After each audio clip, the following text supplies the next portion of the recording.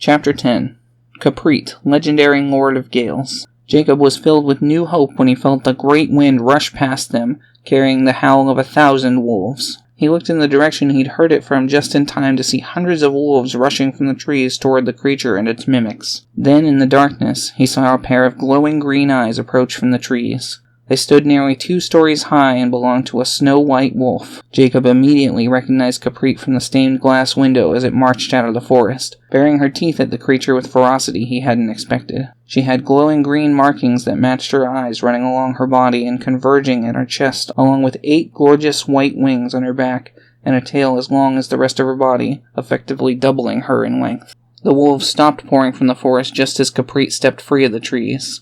She snarled as she glared at the strange creature from the hole, and the beast seemed immediately as hostile toward her. Caprit roared a final howling cry, causing a massive wind to blow them all off their feet and skid backwards. Caprit spread her wings and immediately took to the sky. The wolf she brought with her immediately re-engaged with the mimics, seeming used to being blown around. The mimics, however, seemed slow and more sluggish than they had previously. My father theorized that this was probably because they had emptied their stomachs to create the blood moon. Jacob, Niccolo, and the others gathered themselves as the werewolves did, but before anything else could happen, Caprit flew toward the monsters like a shooting star before engulfing its tail in a whirl of gales and swinging it at them like a sword. They were shocked when everyone struck by her cleansing wind was returned to themselves almost immediately, and fully conscious. Randy was standing under the creature as Caprit positioned herself to protect the bystanders as best she could.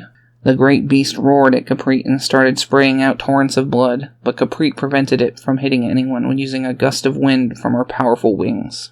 The creature kept trying, but when that plan failed, it sprayed out a strange, thick-looking blood instead, causing it to land in a squelching thud on the ground. Strangely, then it transformed into a pile of golden wolf coins.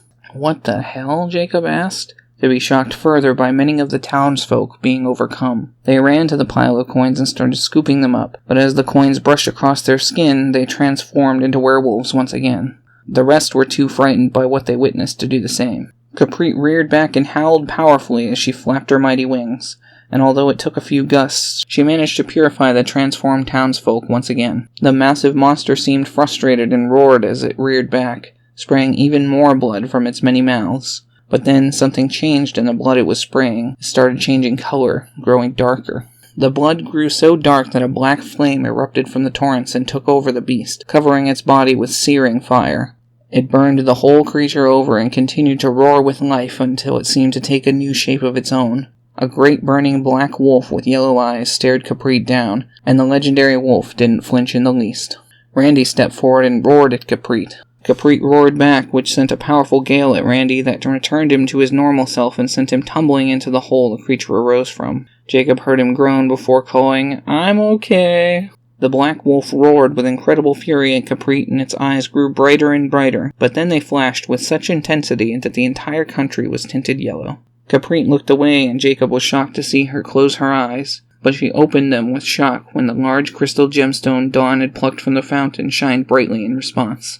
Caprit looked down at Dawn and got very close before sniffing her. Dawn smiled brightly at the wolf and Caprit licked her in response. She was knocked over and giggled, but held on to the brightly shining gem. Then Caprit slowly lowered herself closer, pressing her chest to the gemstone's back. Jacob heard something click before Caprit stood up and puffed out her chest. The gem shined so brightly that the black wolf started backing down, seeming frightened by its power. It stumbled back toward the hole, but upon noticing it was nearly about to fall in, it scrambled to the other side of it to keep making distance. Jacob was surprised to hear Randy yelp with fright before climbing out of the hole, and noticed he was carrying something. He came running over as Caprit kept approaching the monster, and it kept backing away. "Hey, look what I found," he said, holding up and pointing to a green crystal ocarina as he ran. "The ocarina? But I don't know how to play an instrument."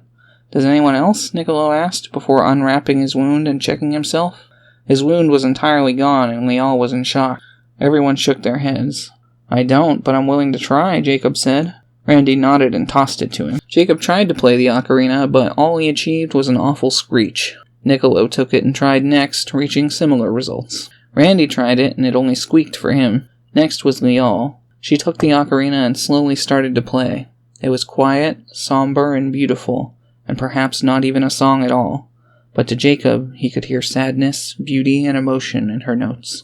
He couldn't help but feel moved by her attempt at a song. But then something took his attention. The monster shrieked in terror, but Capri had stopped moving forward. Instead, she was looking back at Lial, a look of recognition, remembrance, hope, longing, and more in her eyes. The blackened creature seemed to notice Capri's distraction and lunged at her, biting her neck and tackling her. Lial was so shocked she dropped the ocarina as the legendary beast was attacked. "Cardi, we have to help her," she ordered. Cardi barked in confirmation and charged with Lial into the fray. "We should lend a hand too," Niccolo said. Jacob nodded in agreement, and they both charged in. "That's no way to treat an ancient artifact," Randy called to her, shaking a fist as he picked it up. He looked at it for a moment, but then seemed to be struck by an idea. "Dawn, honey, play this," Randy ordered. "But, Daddy, I don't know how to play this thing," she said. "I know, but it's okay. Just believe in yourself, like I believe in you. Okay?" he replied. Dawn seemed conflicted before swallowing hard. She nodded and took the ocarina before putting it to her lips. The sound she produced was gentle, somber, welcoming, and pure. Jacob could only describe it as relaxing. So much so that everyone around her stopped, including the black wolf. Capri immediately wrenched herself from the beast's jaws before stopping and looking at Dawn with wonder in her green eyes. Even the mimics stopped, returning to their chests and laying down to pretend they were objects yet again. Everyone looked to her for a moment. But then with a thud, the black wolf fell over and returned to its original form. It made an adorable snoring noise as it curled up on the ground, lulled to sleep by the ancient ocarina. Capri seemed to recognize it and positioned herself so the creature lay between her and the hole it came from. Then, with a powerful gust of wind from its wings, it pushed the creature back into its hole. The monster didn't seem disturbed from its slumber in the least. It laid in the hole, snoozing like a cat on a warm afternoon. Capri went over to the fountain before pressing her chest to the top basin. There was a slight pop as the crystal detached from her chest and took its place above the fountain once again. As soon as she was away from it, the crystal floated back up into the air and the bricks and stones of the path froze from the hole, reforming the seal that kept the creature in place. Capri watched carefully as every brick was replaced and seemed to spot one missing. She went and found one laying in the entrance section of the path and quickly filled the hole before snorting, as if telling herself she'd done a good job. She seemed quite smiley and looked over to their group one last time. Capri howled loudly, so loudly that the red color was literally shaken from the moon and its rightful yellow was restored. All the wolves howled after her. Then with that, she ran back into the forest, letting the wolves follow at their own pace. The mimics were gone, leaving only a pool of blood in the dirt. Jacob was left awestruck by the experience, not sure what to say. "Wow, who knew you could play an ocarina like that?" Lial proudly asked her daughter. "We just needed someone pure of heart," Randy replied with a smile. Dawn seemed confused, but smiled brightly anyway. "Yeah, I guess it was a good thing she was here," Niccolo said snidely, side-eyeing Lial with a smug smirk. Lial at first seemed annoyed by his sentiment, but then relaxed, agreeing with his point. Man, that got pretty scary for a few minutes there. "I'm just grateful that everyone's alright," Jacob said gladly. Lial and Randy nodded. "Well, I guess all there is left to do now is get these folks back home where they're safe." "That's a good idea. Why don't we run them back? It sounds like good exercise." "Heck, maybe we can make it a game and race," Niccolo said with a chuckle. "Might as well. I wouldn't feel safe leaving them like this," he agreed, noting that most of the former werewolves were either naked or in ruined rags. Niccolo nodded. It only took them about 20 minutes to return everyone to their homes, but Randy needed to ride his horse back to town. They didn't feel like waiting around, though, and ended up carrying Randy and his horse back, too. Randy asked them to help him make a report to the castle, and they agreed to. He insisted that they be let through the gate, and Jacob and Niccolo got to make a report to the king and queen themselves, explaining what they had figured out about the wolf god. The royals had scribes take careful notes, sure to be prepared should anything like this happen again. The Ocarina of Legend was given to Capri's church, which saw an extreme uptick in followers and worshippers after putting it on display. Randy was punished by the royals for his stupidity in letting the creature free and plans to feed the mimics, forced to endure 3 years of community service. When asked what she would do about Dawn's living situation, Lial had this to say. "Well, I can't exactly divorce him a second time, but I think Randy will agree to let Dawn start living with me permanently after all this. I thought I didn't trust him before, but now, well, I don't want to speak ill of him more than I need to. Either way, we need to do what's best for Dawn." Randy did end up agreeing to let Dawn live with her mother, and there was little left to be done. So with that, they gave a fond farewell to Lial, Randy, Dawn, and Cardi, getting invitations to spend time visiting her house someday. They thanked her kindly, turning her down when she offered to try and find some way to repay them for all the help. After that, they headed to Niccolo's mother's house for dinner. She cooked something fresh for them, and it was delicious, but Niccolo got quite the scolding for being several days late. Regardless, Jacob and Niccolo found themselves happy to have full tummies, family close by, and a new tale to tell about Capri and her legendary tale of gales.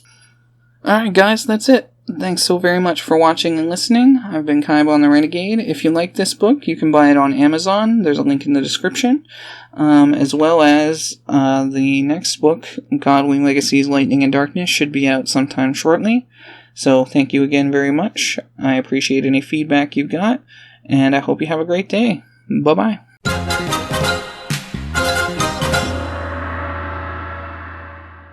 That's not funny. That's wrapped, Thandlefuss. Thandlefuss? Dawn hotted up. We all garbed. The strange light grew. Oh, there's a typo in here. Fuck.